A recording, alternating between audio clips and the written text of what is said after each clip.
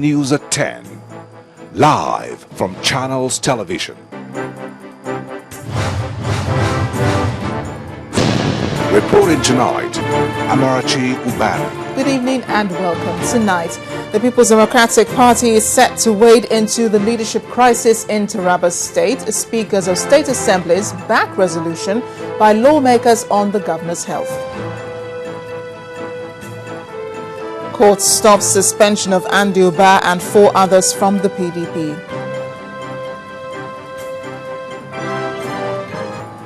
Fresh flooding imminent in Kogi, Niger and Kwara states. Residents on floodplains asked to evacuate.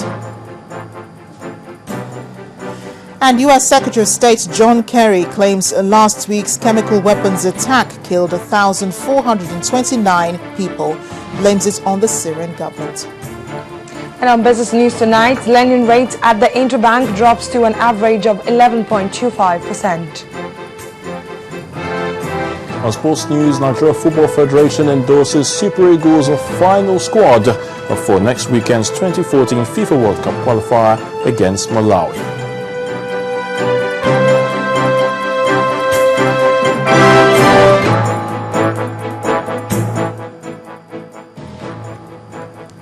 Just as Nigerians continue to watch the unfolding events in Taraba State following the return of Governor Danbaba Suntai, the leadership of the People's Democratic Party has promised to wade into the crisis.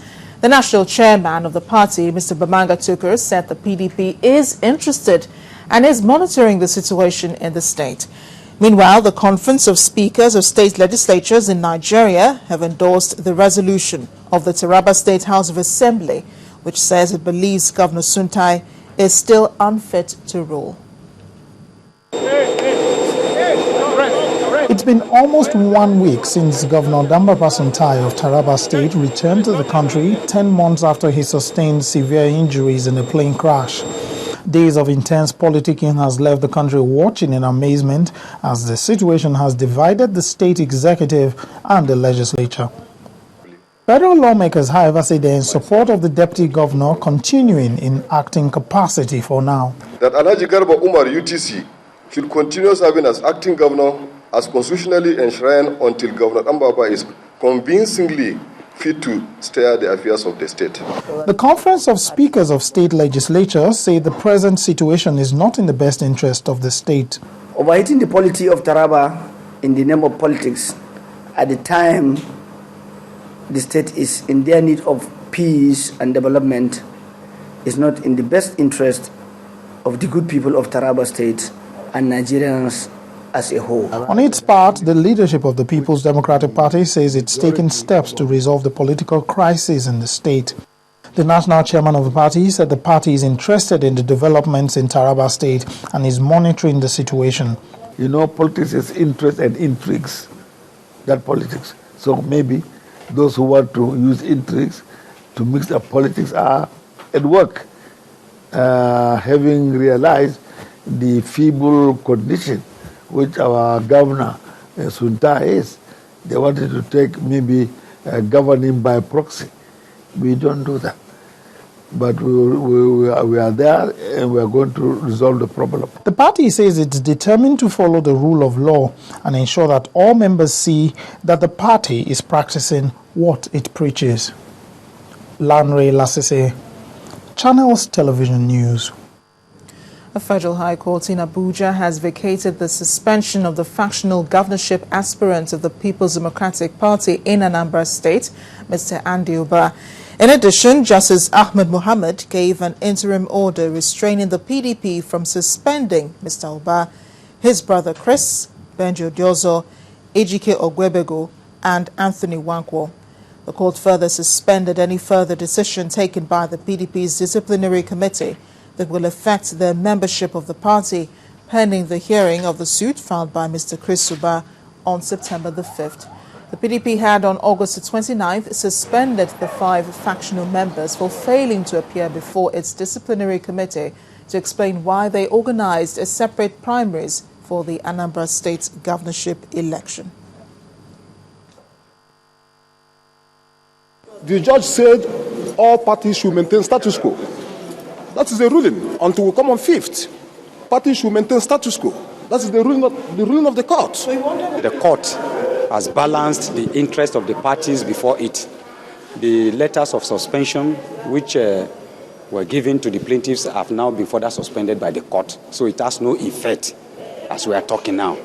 The plaintiffs who are before the court, Chief Chris Uba, Senator Dr. Andy Uba, Ejike Ugwebego, Benji Udiozo, and Madam Antonia Nwanko are still valid legal and constitutional members of the People's Democratic Party with this order of the court.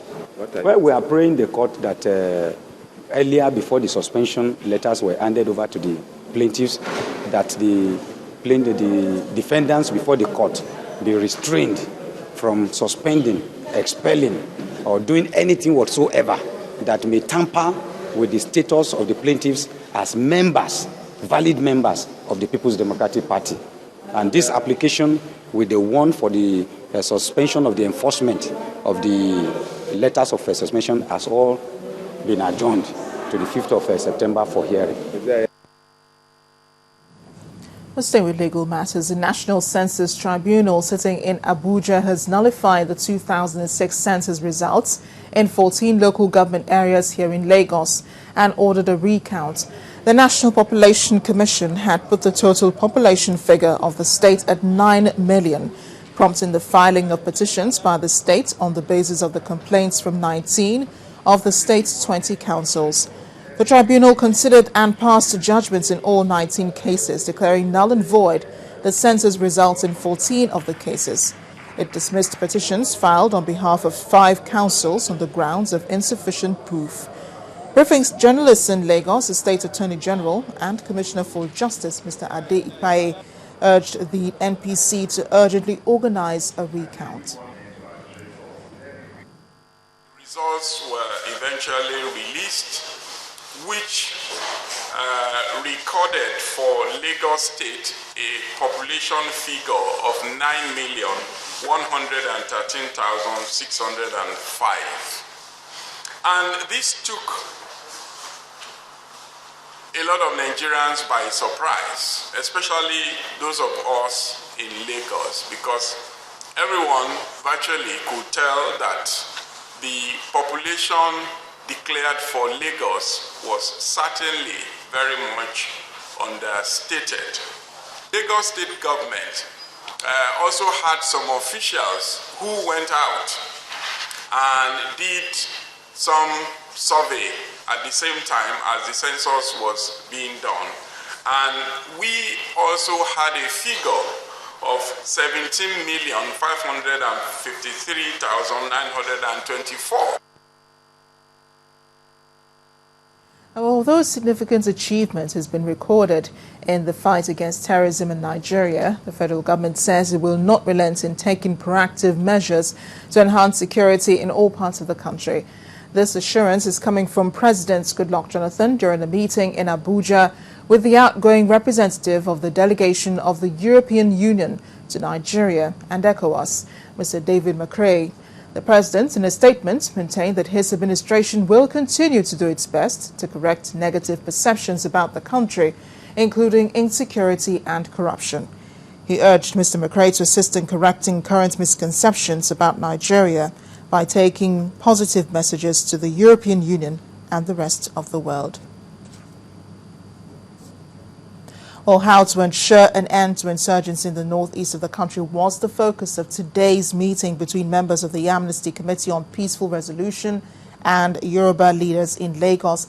A committee members led by their chairman, Mr. Tani Nuturaki, says they came to discuss ways to end the current crisis in the northeast. And on their part, the Yoruba leaders gave the assurance that they will continue to support the committee in its quest.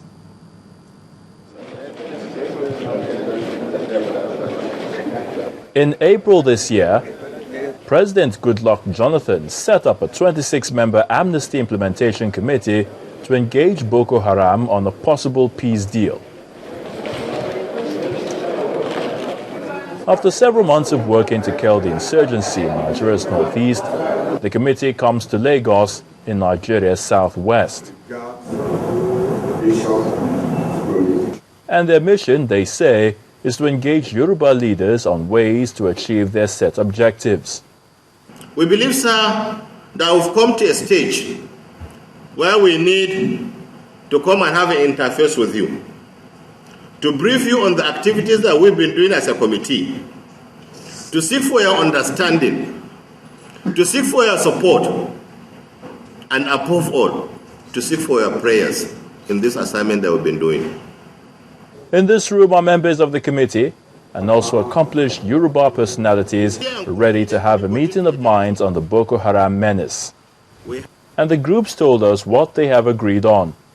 The greatest challenge that this committee had from inception is in how to locate these members of insurgency, particularly the key ones, have a direct link with them, create a line of communication, develop confidence, and build that confidence into critical trust. We are praying that God, the God of righteousness, the God of justice, the God of peace, may help us to become one country indeed, bound together. Ideas may have been exchanged at meetings like this, but Nigerians would like to see other measures explored by this committee, which they believe will eventually bring lasting peace to the northeast region of the country. The Nigerian Bar Association has vowed it would not stop at anything in challenging impunity and arbitrary exercise of power in the country. This formed part of a communique released at the end of the association's 53rd annual general meeting in Calabar, the Cross River State capital, where it also called for the establishment of state police to enhance crime fighting. The NBA identified corruption and unemployment as the major causes of insecurity in the country, saying that the solution lies in political leaders adhering strictly to the rule of law. The communique was read by the NBA chairman, Mr. Okewali. I challenge the federal government to review the strategy of fighting the menace of kidnapping and all forms of criminality to protect the lives and property of the citizens. The bar calls for a comprehensive study of the relevance of state police as a panacea for crime fighting. The association condemns criminal acts of money laundering and financing of terrorism and is willing to collaborate with all institutions established to fight the malaise as provided under the various laws in respect thereof. The Nigerian Bar Association is competent and willing to self-regulate in accordance with the provisions of the Legal Practitioners Act. That current economic reforms, as has been in the past, are not people-oriented, thereby exacerbating the economic condition of the citizens of Nigeria. That the stamp and seal policy of the NBA needs to be urgently and effectively implemented so that the practice of the legal profession will be protected from infiltration by quacks and imposters.